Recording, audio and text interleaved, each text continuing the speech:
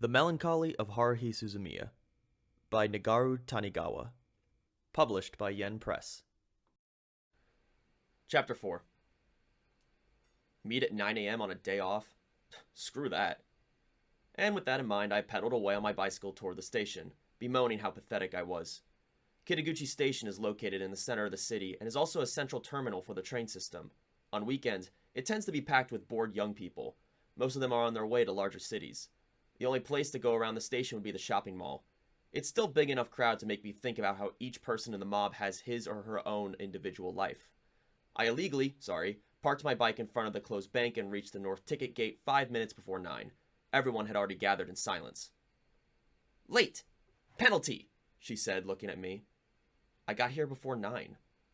"Doesn't matter if you weren't late. The last person here gets penalized. That's my rule." News to me. "'Cause I just came up with it," Haruhi said, in a cheerful look on her face, wearing a long brand-name t-shirt and knee-length denim skirt. "So buy everyone something to drink." Haruhi, standing with her hands on her hips in casual attire, felt 100 times more approachable than when she was in a classroom with a sour look on her face. Bemused, I ended up nodding. Following Haruhi's instructions to decide on a plan of action for the day, we headed towards the cafe. Asahina was dressed in a white sleeveless one-piece dress with a light blue cardigan over it. Her hair was gathered in the back by a barrette, and the way it made her hair bounce up and down as she walked was quite charming. Her smile had the air of a little lady dressed like an adult. She also carried a fashionable purse. Koizumi stood next to me dressed quite formally in a pink shirt with brown sports jacket.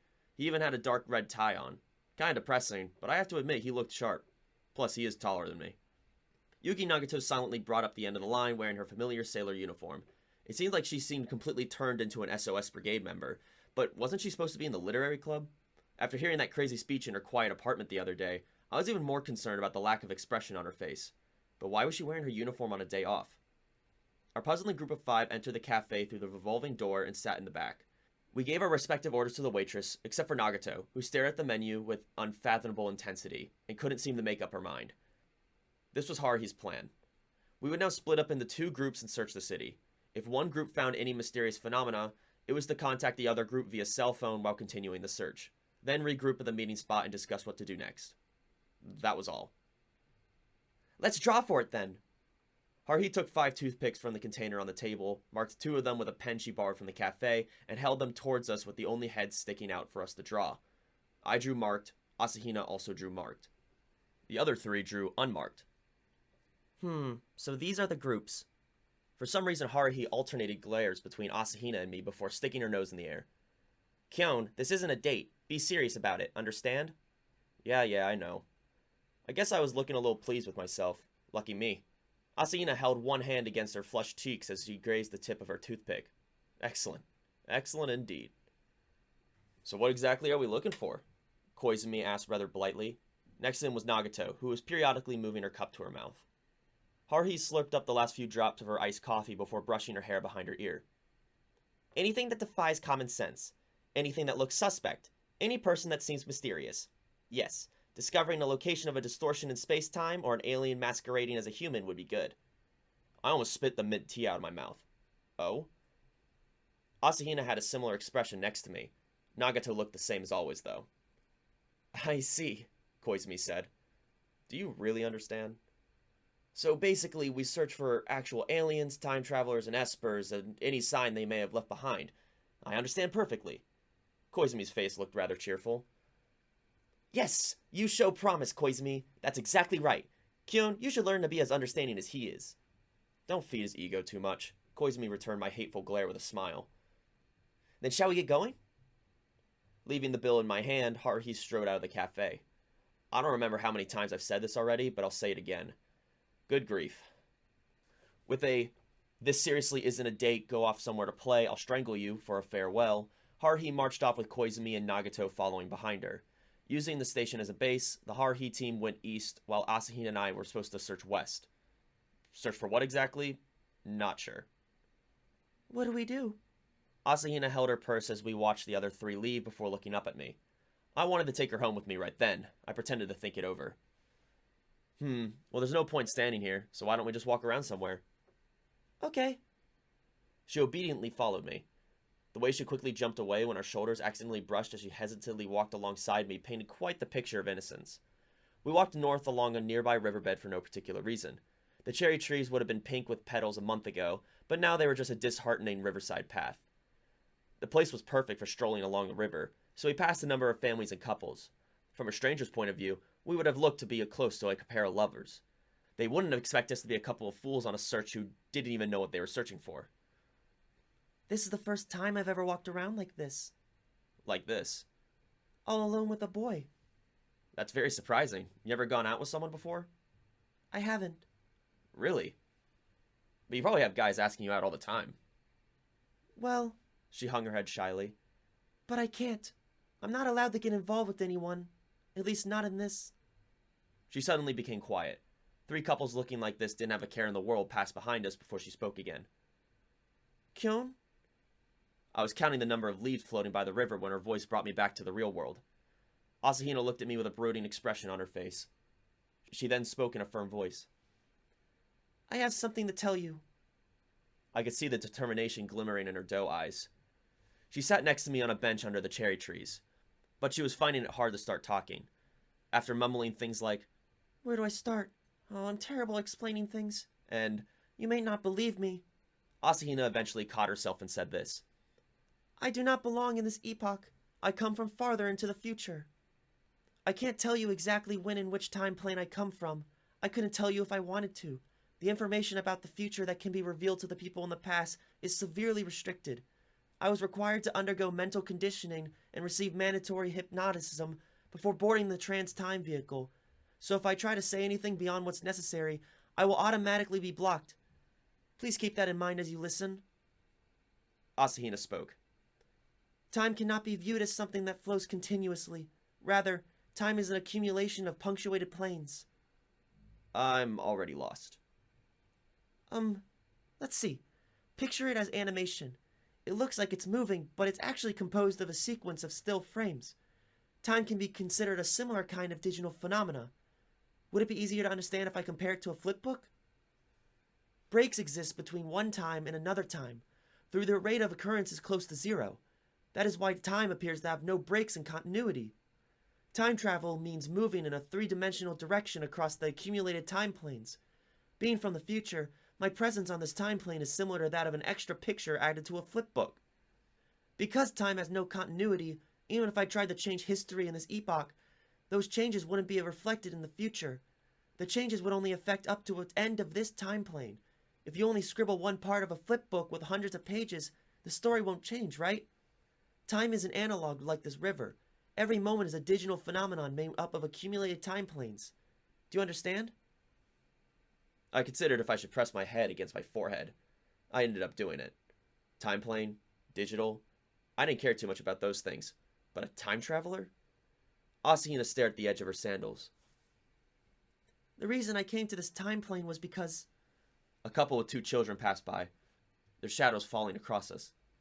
It was 3 years ago. A large time quake was detected. 3 years ago if you count from the current time. Back when you and Suzumiya became middle schoolers. After arriving in the past to investigate the matter, we were shocked. No matter what we tried, we were unable to go any further back in time. Again with the 3 years ago business, huh? The conclusion was that of a large time vault that appeared between time planes, but we couldn't figure out why the fault was limited to this epoch. We learned only the possible reason recently. And recently for the future I come from.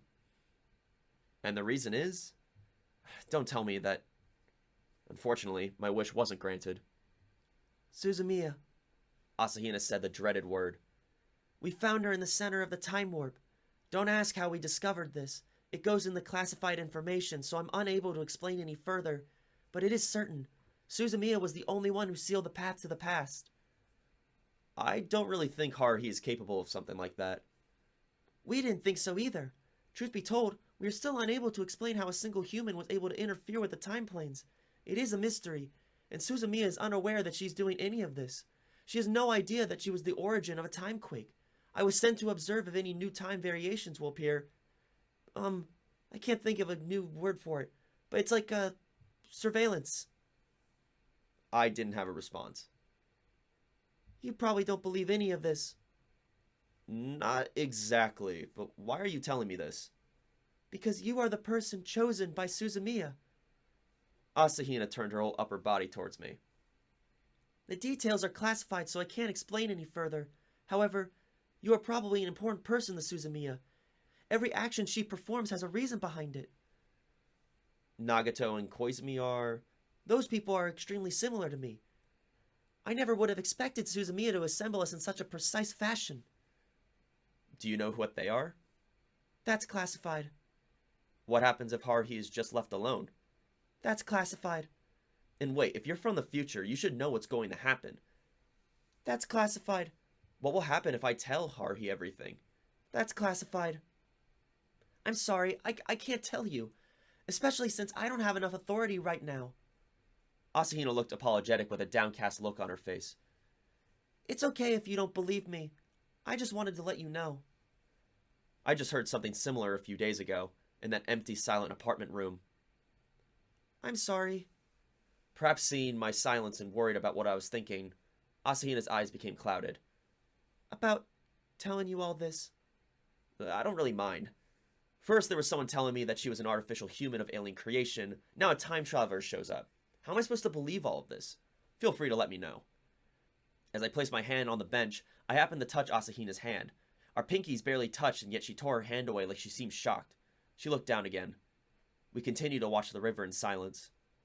An unknown amount of time passed. Asahina? Yes? Can we put all this on hold? Just set the matter of whether or not I believe you aside, and we can just put this on hold. Okay. Asahina smiled. A brilliant smile. That's fine for now. Please continue to act normally around me. I'm counting on you. Asahina placed 3 fingers on the bench and bowed deeply. That's a bit excessive. Can I ask one thing, though? What is it? Tell me your real age. That's classified information. She smiled mischievously. Afterward, we just meandered around town. Haruhi had firmly reminded me that this wasn't a date, but I really couldn't care less after what I just heard. We window shopped around, bought some soft serve to eat as we walked, browsed through stalls with used women's accessories. In other words, we spent the time doing things a normal couple would do. If we held hands on top of that, I would have died and gone to heaven. But my cell phone rang. The caller was Haruhi. Reassemble at noon in front of the station like earlier. She hung up. I checked my watch. 11:50. We definitely couldn't make it in time. Suzumiya, what'd she say? We're supposed to reassemble, apparently. We best hurry. I wonder how Haruhi would react if we showed up arm in arm. She'd probably be pissed. After we got there 10 minutes late, this was the first thing out of Haruhi's mouth. She looked to be in bad mood. Anything? Nothing. Were you even looking? Are you sure you weren't just wandering around? Mikuru? Asahina shook her head. What about you? Did you find anything? Haruhi fell silent. Behind her, Koizumi had a cool look on his face, and Nagato stood blankly. Let's have lunch and plan for the afternoon. You want to keep going? As we were eating lunch at a hamburger place, Haruhi told us to split in the groups again. She pulled out the 5 toothpicks she had taken from the cafe. Resourceful gal. Koizumi quickly drew his. I drew unmarked again. Sickeningly white teeth. I got the feeling he never stopped smiling. Me too. Asahina showed me the toothpick she drew. What about you, Kyon? Marked, unfortunately. Haruhi directed Nagato to draw a toothpick with an increasingly irritated expression on her face. As a result of the drawing, I ended up with Nagato and the other 3 were together. Haruhi glared at her unmarked toothpick the way you would glare at a bitter enemy. Then she looked at me, then Nagato, munching away at a cheeseburger, and puckered her lips like a pelican's bill.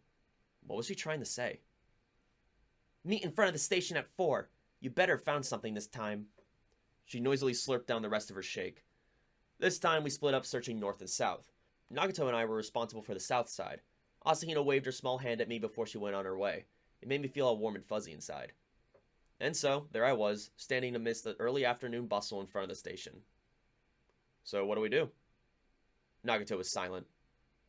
Want to get going? Once I started walking, she followed suit. I was starting to grow accustomed to how to deal with her. Hey, Nagato, about what you said the other day. What? I'm starting to feel like I can believe you. I see. Yeah.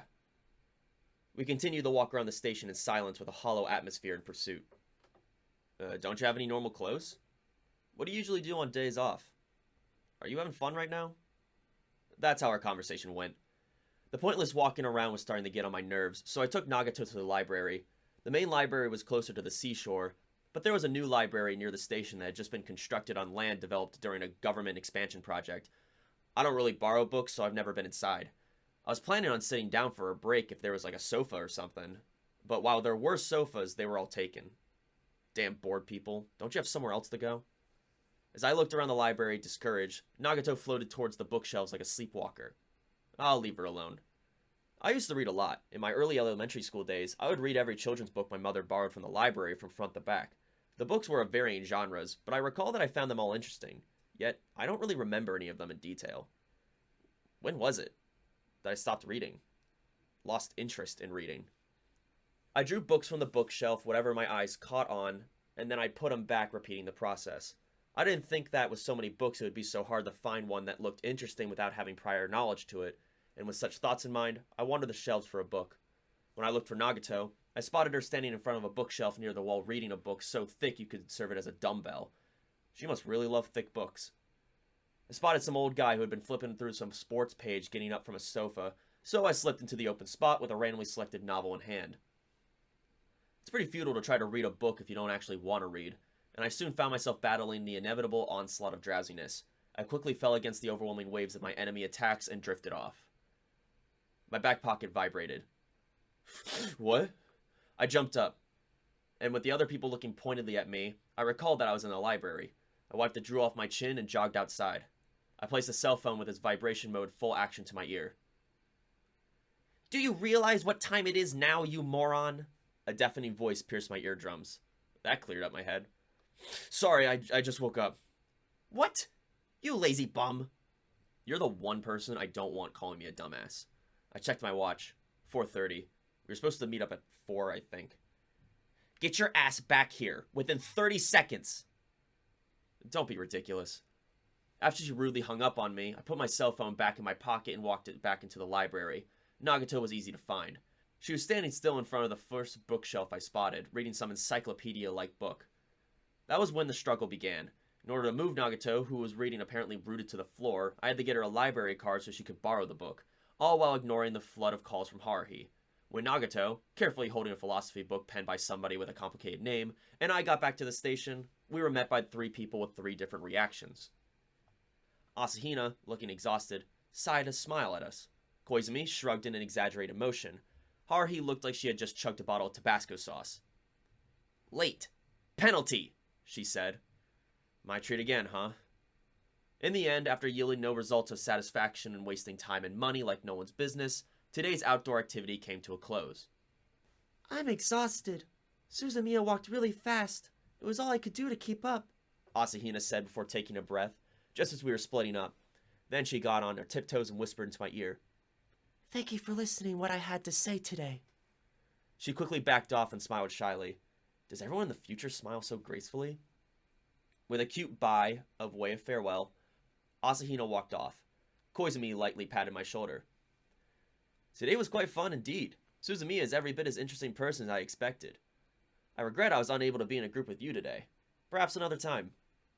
Koizumi also left with that aggravating, easy smile of his. Nagato had vanished long ago, which was Haruhi glaring at me. What exactly were you doing today? Beats me. What exactly was I doing? That kind of mindset won't do. She looked like she was pissed. Then what about you? Did you discover anything? Haruhi bit her lower lip with a light grunt. She might have bitten her lip off if I hadn't said something. Well, I mean, think about it. They're not careless enough to let you find them in one day. Haruhi glared at me after my follow-up before quickly turning away. The day after tomorrow, we'll hold a review of today's behavior. She then turned and walked off without looking back once, quickly blending into the crowd. I figured I should also get going and head to the bank, only to find that my bike wasn't there. Instead, there was a sign saying, "Your illegally parked bicycle has been confiscated," on a nearby lamppost.